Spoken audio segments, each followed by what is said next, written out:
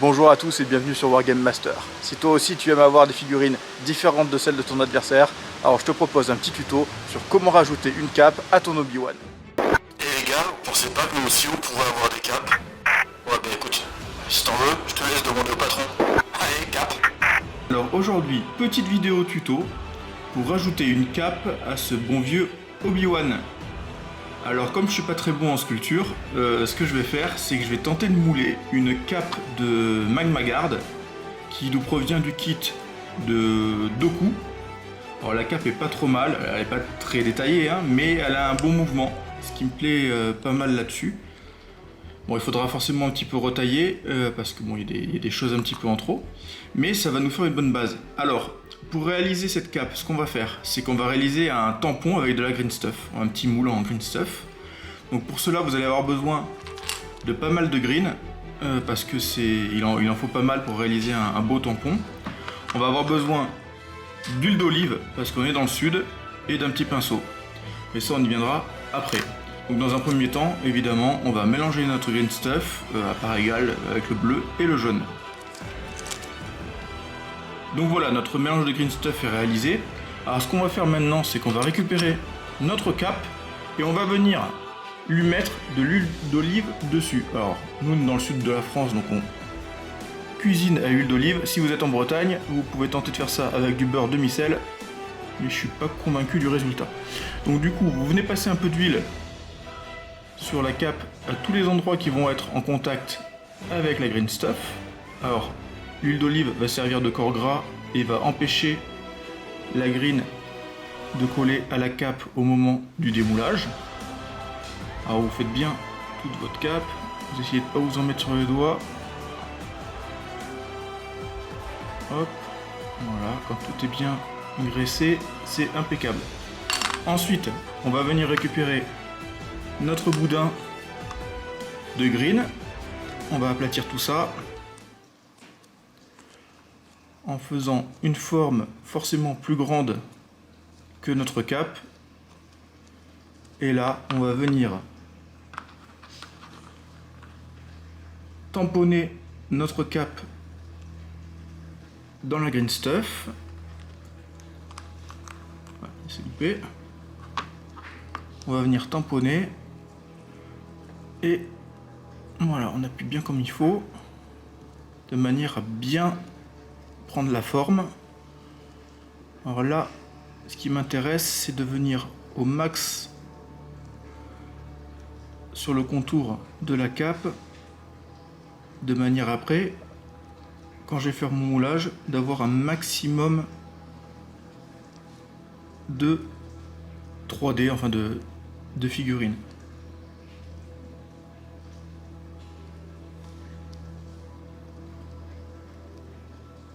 Donc voilà, là vous avez fait l'empreinte de la cape.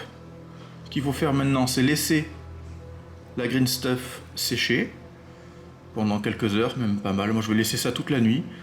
Et demain, on viendra retirer donc le plastique et on viendra faire la forme avec la green stuff.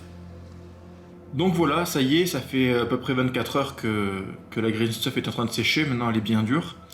Alors là on pourrait s'arrêter maintenant en retirant la cape et en utilisant donc le négatif de la cape dans la green stuff comme tampon, en venant tamponner et récupérer donc le côté extérieur de la cape et venir sculpter l'intérieur.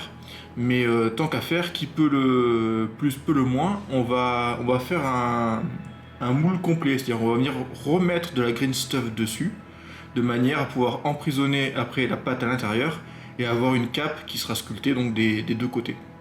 Alors pour faire ça correctement et avoir les deux parties qui s'enclenchent bien, on va venir faire des petites encoches dans la green stuff avant d'appliquer la deuxième partie.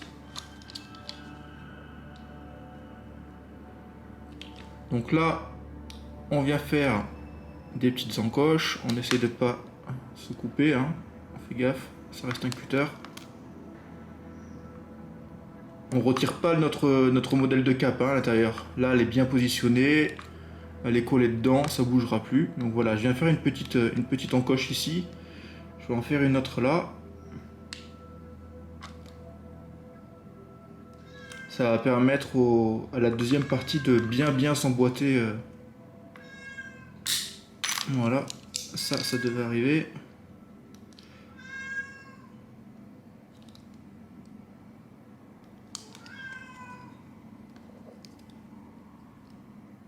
Petite dernière ici.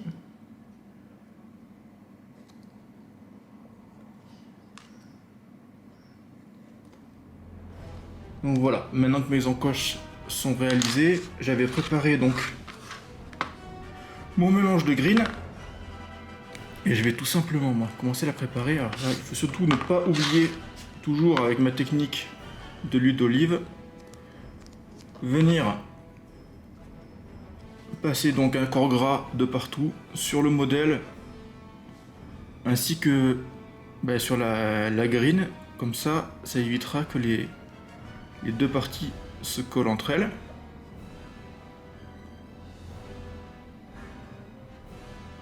Donc voilà, là j'ai bien passé mon huile partout. On va venir positionner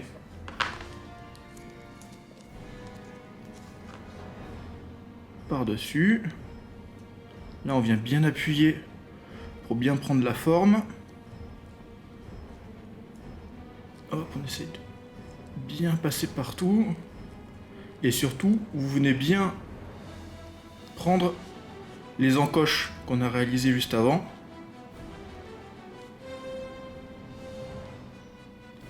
Voilà.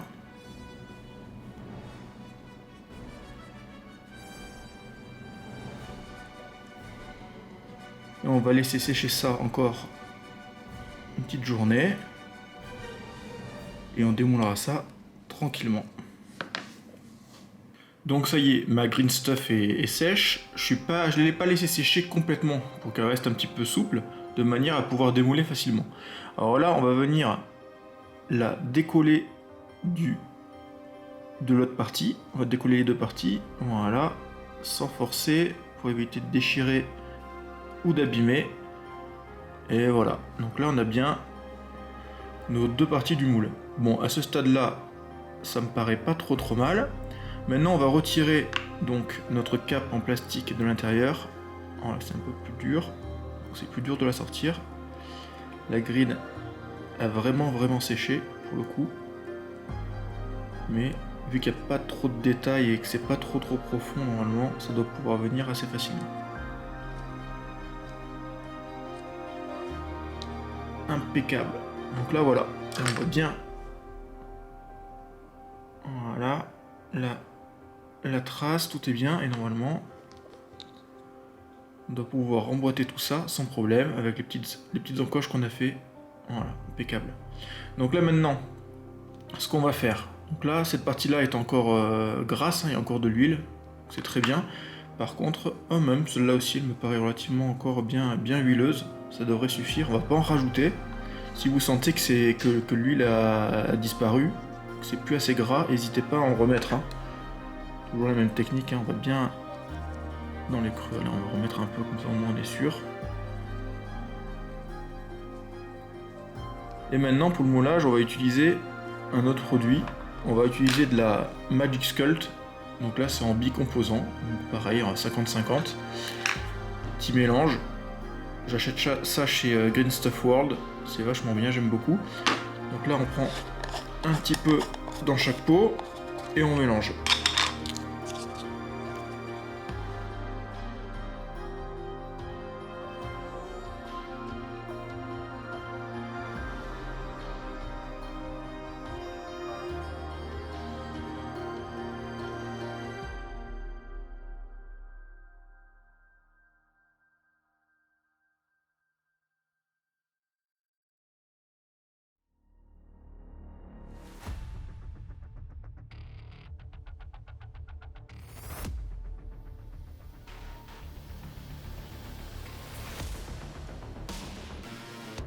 Donc voilà, mon mélange est effectué, c'est bien homogène. On va venir l'appliquer dans le moule. Alors on va bien aplatir. On va prendre la première forme que l'on a réalisée en Green Stuff. Et on va venir placer ça à l'intérieur en essayant de prendre absolument tous les détails, on appuie bien.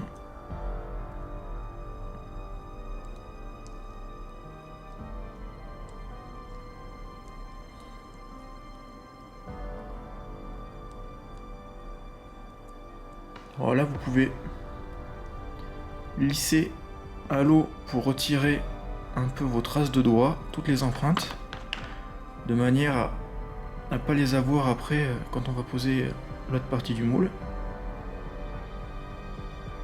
Voilà, donc là je suis passé partout. Je vais récupérer ma deuxième partie. Alors là j'ai un peu d'excédent là sur le côté que je vais enlever. Ça me sert à rien, ça va me gêner pour mon encoche. Là aussi. Voilà, donc je prends mon autre partie. Je vise bien mes encoches pour être sûr d'être au bon endroit. Et là, il suffit de bien appuyer.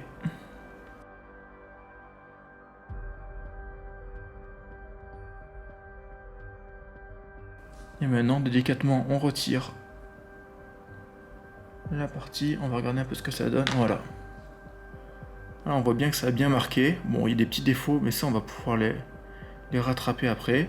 Vous pouvez retirer l'excédent si vous voulez. Alors moi, je vous conseille, là, alors là, c'est plutôt pas trop mal, de laisser sécher comme ça. Et après, avec le cutter, de toute façon, on va revenir. Vous pourrez couper proprement. On va poncer. Et de toute façon, il y a des parties qu'on va retirer qui me plaisent pas trop pour Obi-Wan.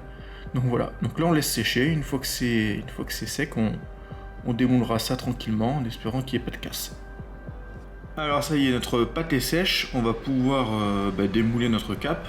Bon alors on va y aller tout doucement, on va éviter de casser. Et on va voir un peu le résultat.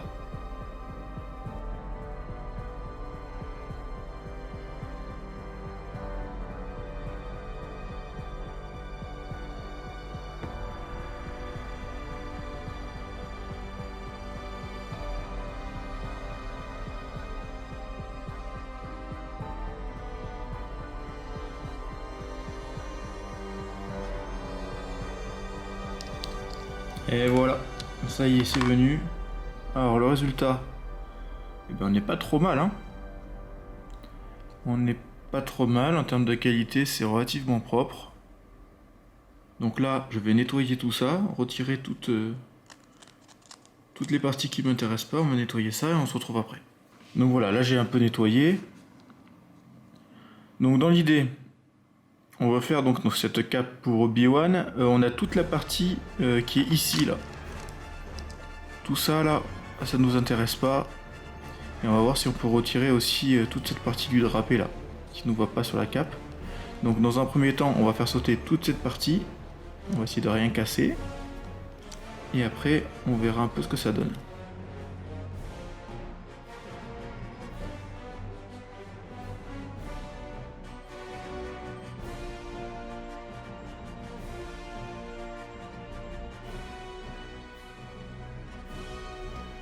Donc voilà, là j'ai suivi la courbure de ma cape.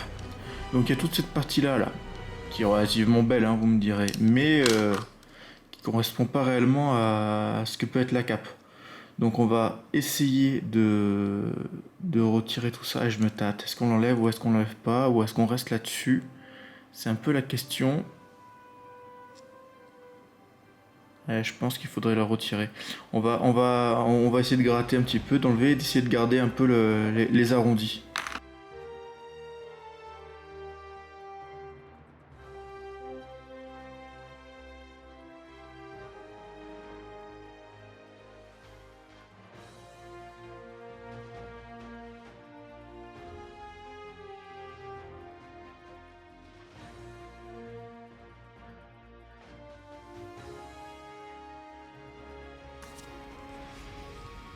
Voilà, là le résultat me plaît pas trop mal. On va regarder avec donc la figurine d'Obi-Wan comment ça va venir se placer. On va... Mais déjà je vais retirer un petit peu, là ça me paraît un peu trop épais. Ici là. Donc je vais venir en retirer une petite partie. Et après on testera en positionnant le casque et les bras pour voir un peu à quoi ça ressemble. Donc là je suis en train de faire des tests avec de la pâte à fixe pour voir un peu comment je peux positionner tout ça. Bon mais je crois qu'il n'y a pas photo, il va falloir que que je pense que j'enlève toute cette partie-là, là, qui est en trop, pour pouvoir venir positionner le casque, quitte à après revenir sculpter un peu pour faire les raccords. Donc bon, on va retirer toute cette partie-là, là, et on va voir ce que ça donne. Donc voilà, j'ai bien creusé ma cape, j'ai retiré tout ce qui me gênait. Elle s'adapte très très bien au dos d'Obi-Wan. Ce qu'on va faire maintenant, c'est qu'on va la positionner, on va la coller. Donc voilà, on va tester en mettant le sabre, si je le retrouve, en espérant que je ne l'ai pas paumé, parce que ce serait vraiment pas cool. Un petit coup de pression, j'avais jeté le bras avec le sabre à la poubelle en nettoyant ma planche de découpe. Je l'ai retrouvé rapidement, j'ai eu de la chance parce que la poubelle était blindée et vu que c'est tout fin. Bref, ça c'est retrouvé. Donc voilà, donc mon bras passe sans problème. Ok, je vais pas le coller de suite parce que je pense que je vais peindre le sabre avant. Et puis de toute façon, il faut que je fasse la sculpture, le raccord là. Alors, le casque de Cody que j'ai récupéré, qui va aller donc ici. Alors sur les illustrations que j'ai pu voir d'Obi-Wan avec le casque, il a qu'une seule antenne. Alors ce que je vais faire, c'est que je vais faire sûrement sauter celle-ci. Peut-être pas de suite, je verrai. Je vais voir si je la garde ou pas. Là pour le moment, il va falloir que je positionne ça là. Je vais récupérer un peu de Magic Sculpt, je vais faire tout mon contour et après je viendrai prendre la forme du casque que je vais enfoncer dedans. Comme ça il sera parfaitement positionné.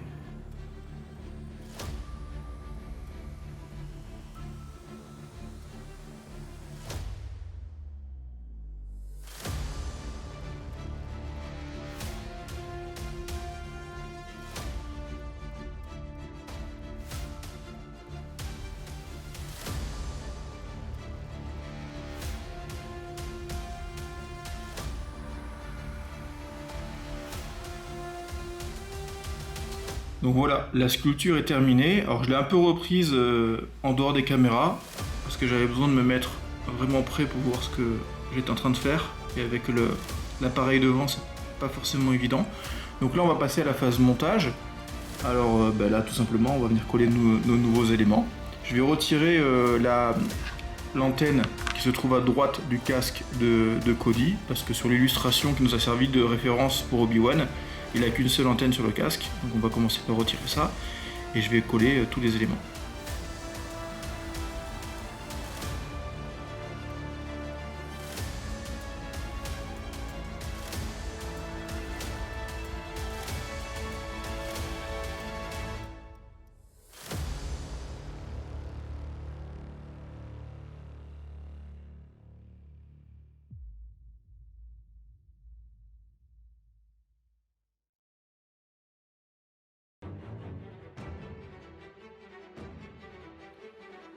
Donc voilà, un petit collage, on va le mettre sur le socle. Alors avant de le coller sur le socle, je vais vous montrer un petit tips si vous voulez aimanter vos aimants.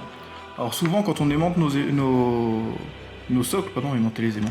Quand on veut aimanter nos socles, on vient coller évidemment notre aimant en dessous. Alors c'est très pratique sur les socles Shatterpoint ou MCP, c'est qu'ils sont creux, donc on peut facilement venir y mettre un aimant. Donc ce que je fais, c'est que je passe mon aimant, et pour pas qu'il se décolle une fois que ce sera terminé, que ce sera dans la boîte métallique, je viens faire un espèce de petit joint tout autour avec de la colle, et je viens rajouter un peu de sable très très fin. Ça va nous faire une espèce de mortier tout autour, qui va venir solidifier tout ça, et ça évitera que votre aimant se décolle du socle. Ça fait une espèce de petit joint tout autour. Vous en mettez, n'hésitez à en mettre. Tout ça à la colle glue. Et ça vient vraiment durcir la chose. Donc ça c'est un petit tips, c'est comme ça. J'en profite de vous faire partager ça. Voilà. Impeccable. Et là donc on va venir finir de coller Obi-Wan.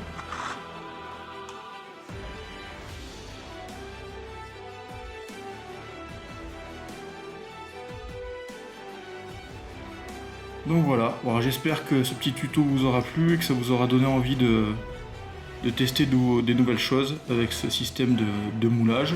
Je vous laisse avec la figurine peinte sur la fin de la vidéo et je vous souhaite à la prochaine pour une nouvelle vidéo sur Wargame Master.